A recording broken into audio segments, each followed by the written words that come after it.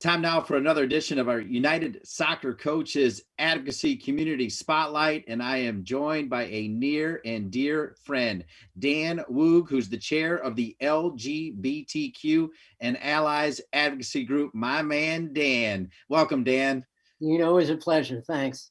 Yeah, we go way back to the Yale Bowl and the U.S. national team, and so much has changed since then, but nothing's changed about my fondness for you, Dan. You continue to give back to the game and you give back to the association. It is my pleasure. Great people. Well, when you decided to take on this role as chair, why was it important to you? Because I love how it screams for equality and making sure we don't judge people no matter what's going on in their lives. Yeah, I think it's important for LGBTQ coaches to have a voice, to be represented, to show that they're there and they're visible. But I think it's just as important for our allies, and there's so many of them. The men and women who may have LGBTQ players on their team or work with them. And together we can accomplish great things. And then as we've become an advocacy council, a true voice for all different groups, it's just opened up all of our worlds immeasurably. Yeah, Dan, I think our eyes are wide open, and Landon Donovan, arguably one of the greatest to ever wear the U.S. uniform, really used his platform to open our eyes. Your thoughts on his action during the season? Phenomenal. And it was quick, it was direct, it was honest, it was straightforward. It was important coming from him. And he didn't say this is all about me. He just said, this is the right thing to do. This is the moment. This is the time. And I think it gives all of us agency now to do what is right, not just for our own groups, but for everybody involved in this fantastic game of soccer. Dan, I've heard you speak about the pressure young people deal with when they're wondering about their sexual identity at a young age. That was another reason why you wanted to take this role, to make sure that coaches are aware of that pressure, correct? Absolutely.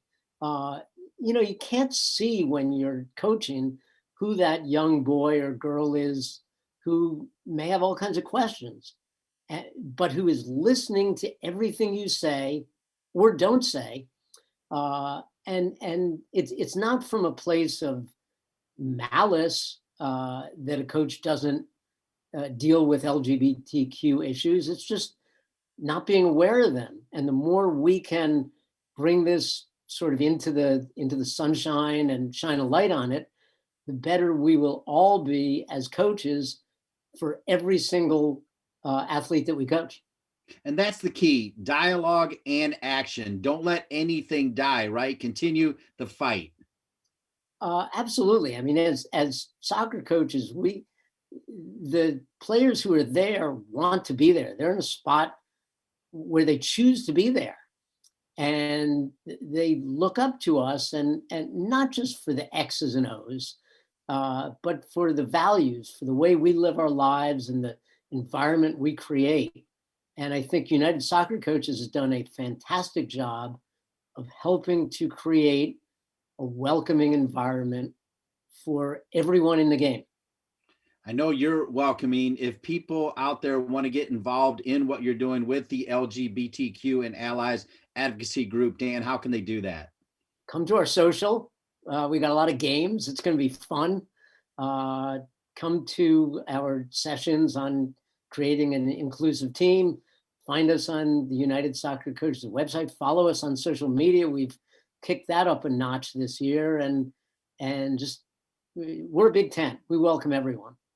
Finally, when you say we welcome everyone, United Soccer Coaches, whether it's your role as the chair of the LGBTQ and Allies, or Black coaches, Latino coaches, I love that about this association. It's for everyone, Dan.